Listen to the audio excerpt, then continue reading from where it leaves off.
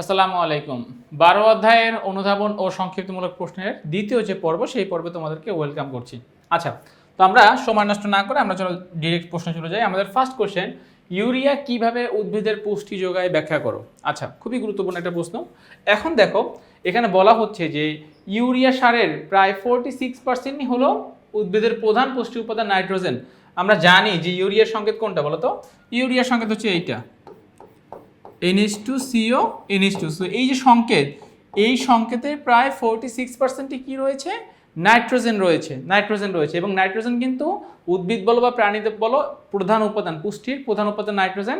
এটা আমাদের প্রোটিনের চাহিদা পূর্ণ করে, আমাদের দেহে প্রোটিন দরকার, এই প্রোটিনের চাহিদা ফিল আপ করে। এবারে আমরা চলো একটু আমাদের এটাকে একটু ভেঙে দেখাই। ধরো NH2CO NH2 ইউরিয়া সারকে যখন পানির সাথে বিক্রিয়া করানো হয় এবং এখানে কাজ করে একটা এনজাইম যার নাম হচ্ছে ইউরিয়েজ। এখানে কাজ করে একটা এনজাইম যার নাম হচ্ছে ইউরিয়েজ এনজাইম। আচ্ছা, তো এই ইউরিয়েজ এনজাইমটা কিভাবে কাজ করে ফলো করো। এইখান থেকে আমরা উৎপন্ন করতে পারি দুইটা অ্যামোনিয়াম আয়ন, দুইটা হাইড্রোক্সিল আয়ন, কার্বন ডাইঅক্সাইড, দুইটা অ্যামোনিয়াম আয়ন, দুইটা hydroxyl ion plus carbon dioxide. এই হচ্ছে মূল বিক্রিয়াটা। যদি আমরা বিক্রিয়াটাকে এক লাইনে প্রকাশ করতে চাই, সো ইউরিয়া পানির সাথে বিক্রিয়া করে নাম হচ্ছে urease enzyme, ammonium ion, hydroxyl ion এবং কার্বন ডাইঅক্সাইড। আচ্ছা, ফাইন। এবারে এই যে অ্যামোনিয়াম আয়নটা আছে, এই অ্যামোনিয়াম আয়নটা আসলে কি করতে পারে? এইটাই মূলত কি বলতো? এইটাই মূলত উদ্ভিদ গ্রহণ করে তারা তাদের যে পুষ্টির যে চাহিদা আছে, সেই পুষ্টির চাহিদা ফিল আপ করে। সো জাস্ট আমরা এটা কীভাবে ব্যাখ্যা করে দিলেই আমাদের অ্যান্সারটা হয়ে যাবে। এখানে অনেক কথা লেখা আছে যে মাটিতে, দেখো কি লেখা আছে যে মাটিতে ইউরিয়াস নামক একটা এনজাইমের উপস্থিতিতে ইউরিয়া পানির সাথে বিক্রিয়া করে অ্যামোনিয়াম হাইড্রোক্সাইড কার্বন ডাইঅক্সাইড তৈরি করে। এই যে অ্যামোনিয়াম আয়ন, কারণ আমরা জানি যে উদ্ভিদ শক্ত জিনিস বা কঠিন জিনিস গ্রহণ করতে পারে না, উদ্ভিদ অলওয়েজ গ্রহণ করে কি দ্রবীভূত যে জিনিসপত্র থাকে উদ্ভিদ সেগুলো গ্রহণ করে। সেই অ্যামোনিয়াম আয়ন শোষণ করে এবং কি করে? সে পুষ্টি লাভ করে। ঠিক আছে, পুষ্টি লাভ করে। আবার মাটিতে ক্ষারকের পরিমাণ কমানোর জন্য এইটা ব্যবহার করে। সো ইত্যাদি নানান কাজে আমরা ইউরিয়া সারকে মাটিতে প্রয়োগ করে থাকি। ওকে, যাচ্ছে এবার আমাদের সেকেন্ড প্রশ্ন, মাটির অম্লত্ব কমাতে কেন চুনা পাথর প্রয়োগ করা হয় ব্যাখ্যা করো। মাটিতে যদি কোনো কারণে অ্যাসিডের পরিমাণ বেড়ে যায় বা মাটির পিএইচ এর ভ্যালু কমে যায়, তখন আমরা সেখানে কি করি? চুনা পাথর অ্যাড করি। আচ্ছা, খেয়াল করো তো এখানে একটা যে বিক্রিয়াটা আমরা দেখব। ওকে, সো ধরো তোমার মাটিতে অম্ল বেড়ে যাচ্ছে, অ্যাসিড বেড়ে যাচ্ছে। এখন তুমি যদি চুনা পাথরকে ভাগ করো, ক্যালসিয়াম কার্বনেট, চুনা পাথরকে ভাগ করো, তখন কি উৎপন্ন হবে? Calcium oxide, carbon dioxide. চুনা পাথরকে ভাগ করলে কি পাবো আমরা? Calcium oxide, carbon dioxide. So এই অম্ল যখন ক্যালসিয়াম অক্সাইডের সাথে বিক্রিয়া করবে, তখন এখানে কি উৎপন্ন হবে? লবণ প্লাস পানি, উৎপন্ন হবে। ঠিক আছে কথাটা? আচ্ছা, তার মানে এই ক্যালসিয়াম অক্সাইড হচ্ছে চুন কি বলতো? চুন একটা ক্ষারক। তাহলে ক্ষারক কার সাথে বিক্রিয়া করতে পারবে? অম্লের সাথে বিক্রিয়া করতে পারবে।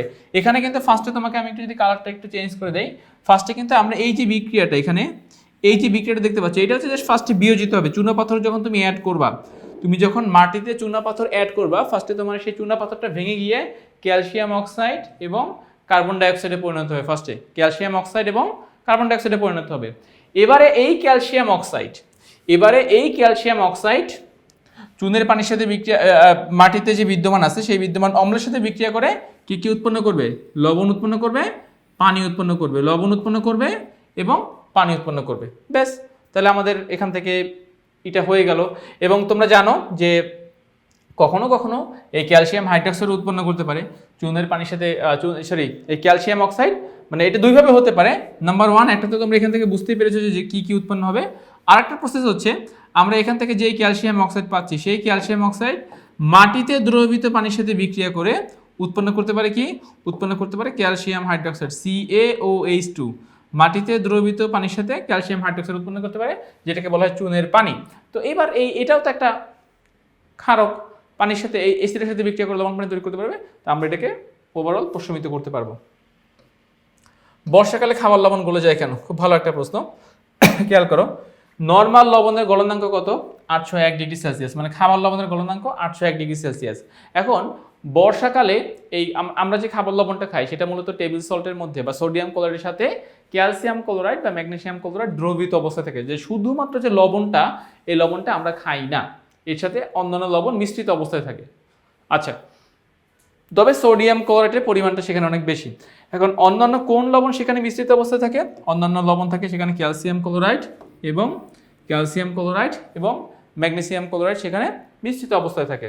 আচ্ছা, তো এই ক্যালসিয়াম ক্লোরাইড বা ম্যাগনেসিয়াম ক্লোরাইড উভয়ই পানিগ্রাহী, মানে কি পানি শোষণ করতে চায়, পানিকে আকর্ষণ করে। এখন বর্ষাকালে কিন্তু জলীয় বাষ্পের পরিমাণটা অনেক বেশি থাকে বায়ুমণ্ডলে, ফলে তুমি যখন লবণকে খোলা রাখবা তারা বাতাস থেকে জলীয় বাষ্প টেনে নিবে। কে টেনে নিবে?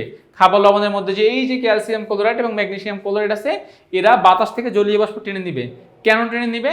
কারণ তারা কি পানিগ্রাহী পদার্থ, পানিকে আকর্ষণ করে। ফলে লবণের মধ্যে কি করে? লবণের মধ্যে ক্যালসিয়াম ক্লোরাইড এবং ম্যাগনেসিয়াম ক্লোরাইড সহজে বায়ু থেকে জলীয় বাষ্প শোষণ করে এবং এতে করে খাদ্য লবণ কি হয়? গলে যায়, মানে অর্থাৎ লবণের মধ্যে পানি চলে আসে এবং যার ফলে কি হয়? লবণটা গলে যায়। আচ্ছা, গেল এটা। আচ্ছা, কোমল পানীয় কেন পান করা হয়? খেয়াল করো, কোমল পানীয় পান করা হয় এটার মূল কারণ কি? আমরা খাদ্য যে পরিপাক, সেই পরিপাক কারা কারা করে বলো তো? অ্যামাইলেজ, লাইপেজ, তারপরে পেপসিন, তারপরে হচ্ছে অ্যামাইলেজ, লাইপেজ, এরকম আরো অনেকগুলো এনজাইম থাকে যারা আমাদের খাদ্য পরিপাকে সহায়তা করে। এখন এই যে এনজাইমগুলো রয়েছে, এই এনজাইমগুলোকে পুশ আপ দেয় কে? এই এনজাইমগুলোকে পুশ আপ দেয় কার্বনিক অ্যাসিড H2CO3। কিভাবে তৈরি হয়? কার্বন ডাইঅক্সাইড গ্যাসকে যখন নিম্ন তাপমাত্রা এবং উচ্চ চাপে প্রয়োগ করা হয় তখন সেখানে কার্বনিক অ্যাসিড তৈরি হয়, H2CO3 কার্বনিক অ্যাসিড। ঠিক আছে, তাহলে কার্বনিক অ্যাসিড এই এনজাইমের ক্রিয়াকে ত্বরান্বিত করে বা গতিশীল করে। ফলে আমরা কোমল পানীয় কেন পান করি? হজমে সহায়তার জন্য। হজমটা কিভাবে হবে? এই এনজাইমগুলো যখন তারা তাদের কাজের মাত্রাকে বাড়াবে। আর কাজের মাত্রা কেন বাড়বে? ফলে এই যে কার্বনিক অ্যাসিড সেটা বাড়াতে সাহায্য করবে। তো জাস্ট যারা একটা এক্সাম্পল দিই তোমাদেরকে, কোনো মানুষকে টাকা পয়সা যদি একটু বাড়াই দেওয়া হয়, বেতন, সে কি কাজটা একটু সুন্দর মতো করে না? তাহলে এখানে তুমি বলতে পারো এই কার্বনিক অ্যাসিডটাতে সেই টাকার মতো, জাস্ট এ কি করে? এই এনজাইমগুলোকে গিয়ে পুশ আপ করে, এদেরকে এনার্জিটা বৃদ্ধি করতে সহায়তা করে। ফলে এরা এদের কাজটা কি দ্রুতভাবেই কমপ্লিট করে ফেলতে পারে। ওকে, গেল এটা। আচ্ছা, নেক্সট প্রশ্ন, খড় পানিতে সাবান ফেনা তৈরি করে না কেন? খড় পানিতে সাবান ফেনা তৈরি করে না কেন? ওকে, এবারে আসো আমরা এটার এখন অ্যান্সার জানার চেষ্টা করব। তো খেয়াল করো, খড় পানি, আমরা ফার্স্টে সাবানকে নিয়ে চিন্তা করি, সাবান RCAA। আচ্ছা, তো দেখো আমরা যদি সাবানকে ভাগ করি, মানে সাবানের সাথে ধরো পানি মিশিয়ে আদ্র বিশ্লেষণ যদি করি, এখান থেকে আমরা একটা পাবো স্টিয়ারেট আয়ন আর একটা পাবো সাবানের যে পজিটিভ আয়ন, মানে যেটা সোডিয়াম আয়ন। ওকে, এখন এই স্টিয়ারেট আয়নের সাথে তোমরা জানো যে খড় পানিতে বিভিন্ন উপাদান থাকে, calcium, magnesium, iron, chloride, sulphate ইত্যাদি লবণ দ্রবীত অবস্থায় থাকে। সো ধরো আমরা এখন এই ম্যাগনেসিয়ামটা এইখানে যুক্ত করলাম, সো ম্যাগনেসিয়াম আর এই স্টিয়ারেট আয়ন বিক্রিয়া করে কি উৎপন্ন হলো? ম্যাগনেসিয়াম স্টিয়ারেট উৎপন্ন হলো। ঠিক আছে, ওকে। আচ্ছা, তো এই যে ম্যাগনেসিয়াম স্টিয়ারেট বা ক্যালসিয়াম স্টিয়ারেট বা আয়রন স্টিয়ারেট উৎপন্ন করলাম, এরা কি করবে? এরা মূলত এই সাবানটাকে অপচয় করবে, সাবানটাকে ফেনা উৎপন্ন করতে বাধা প্রদান করবে। এজন্যই কিন্তু মূলত খড় পানিতে সাবান ফেনা উৎপন্ন করতে পারে না। মূল রিজনটা হচ্ছে গিয়ে এরা ক্যালসিয়াম স্টিয়ারেট, ম্যাগনেসিয়াম স্টিয়ারেট অথবা আয়রন স্টিয়ারেট। তো আশা করতেছি তোমরা এই সিম্পল বিক্রিয়াটা বুঝছো। আমরা জাস্ট বিক্রিয়ার আয়নটাকে ভেঙে ভেঙে এখানে ব্যাখ্যা করার চেষ্টা করেছি। আচ্ছা, ওকে, দেন যাচ্ছি পরবর্তী প্রশ্নে।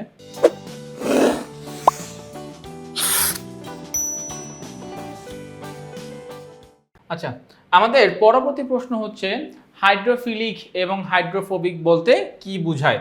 খেয়াল করো, সাবান বলো বা ডিটারজেন্ট বলো, এখানে একটা অ্যালকাইল মূলক থাকবে। সাবানের ক্ষেত্রে আমরা যদি বলি RCAA, তাহলে এই যে CAA এইটা হচ্ছে হাইড্রোফিলিক, মানে কি পোলার অংশ পানিকে আকর্ষণ করবে। সো আমরা যদি এখানে ভেঙে দেখাই, CAA ঋণাত্মক, সোডিয়াম ধনাত্মক, আর তো হচ্ছে অ্যালকাইল মূলক C17H35। তো অ্যালকাইল মূলকের কিন্তু পজিটিভ নেগেটিভ সৃষ্টি হয় না, মূলত পজিটিভ নেগেটিভ সৃষ্টি হয় CAA এর ক্ষেত্রে। আচ্ছা, ডিটারজেন্টের ক্ষেত্রে যদি আমরা চিন্তা করি, এই যে লরাইল মূলক C12H25, এই লরাইল মূলকে পজিটিভ নেগেটিভ সৃষ্টি হয় না, বাট SO4 নেগেটিভ আর সোডিয়াম কি পজিটিভ। ওকে, তো এই যে পজিটিভ নেগেটিভ যারা সৃষ্টি করতেছে এদেরকে বলি আমরা সাবান বা ডিটারজেন্টের পোলার অংশ, এবং এই পোলার অংশই কিন্তু আকর্ষণ করে, কাকে আকর্ষণ করে? পানিকে। যারা পানিকে আকর্ষণ করে তাদেরকে বলা হয় হাইড্রোফিলিক। আর C12H25 লরাইল মূলক, এটা একটা অপোলার, পানিকে ভয় পায়, বিকর্ষণ করে, এই জন্য এটাকে বলা হয় হাইড্রোফোবিক। আবার সাবানের ক্ষেত্রে যদি চিন্তা করো, এই যে আর মানে কি বলতো? আর মানে আমরা যেটা বলি C17H35 মানে কি স্টিয়ারেট বা স্টিয়ারেট মূলক বা যেটাই বলা হয় না কেন, এটা কিন্তু পানিকে বিকর্ষণ করে, দ্যাটস ওয়াই আমরা এটাকেও বলি হাইড্রোফোবিক। তো আমরা এখানে আসলে এই কথাটাই বোঝানো হয়, হাইড্রোফিলিক মানে পানিকে আকর্ষণ করবে আর হাইড্রোফোবিক মানে পানিকে বিকর্ষণ করবে। কীটনাশক কীভাবে মানুষের ক্ষতি করে? আচ্ছা খেয়াল করো, আমরা এখন এই পয়েন্টগুলো বর্ণনা করব কীটনাশক কীভাবে মানুষের ক্ষতি করে। নাম্বার ওয়ান, ফসলে অতিমাত্রায় রাসায়নিক কীটনাশক ব্যবহার করলে বা ব্যবহারের ফলে বিভিন্ন কৃষিজ প্রাণীজ খাদ্যের মাঝখানে কীটনাশক মানবদেহে প্রবেশ করে, ফলে মানুষের হার্ট, লিভার, কিডনি, স্নায়ু প্রভৃতি গুরুত্বপূর্ণ অঙ্গ আক্রান্ত হয়। দ্যাট মিনস এখানে এটা বোঝাতে যাচ্ছে তুমি যদি ফসলি জমিতে বেশি পরিমাণ কীটনাশক ব্যবহার করো, এগুলো কিন্তু খাদ্যের সাথে তোমার দেহের মধ্যে যাচ্ছে। এখন দেহের মধ্যে যাওয়া মানে কি, আমাদের যে অঙ্গ প্রত্যঙ্গগুলো আছে, লিভার, কিডনি, স্নায়ু, হার্ট, এইগুলো অঙ্গ প্রত্যঙ্গগুলো কি হয়, ওই অতিরিক্ত কীটনাশক দ্বারা ক্ষতিগ্রস্ত হয়। নাম্বার 2, অতিরিক্ত মাত্রায় কীটনাশকের ব্যবহারের ফলে পানি দূষিত হয়। কেন বলো তো? কারণ এক্সট্রা কীটনাশকটা তো উদ্ভিদ অনেক সময় ধরে রাখে না, তাহলে বন্যার পানি বলো বা বৃষ্টির পানিতে সেই কীটনাশকগুলো ধুয়ে যায়, ধুয়ে কোথায় গিয়ে পড়ে? নদী, নালা, খাল, বিলে গিয়ে পড়ে। ওই পানি যদি কেউ গ্রহণ করে তখন তাদের আবার কি হতে পারে? সমস্যা হতে পারে। সো এটাই বলতেছে যে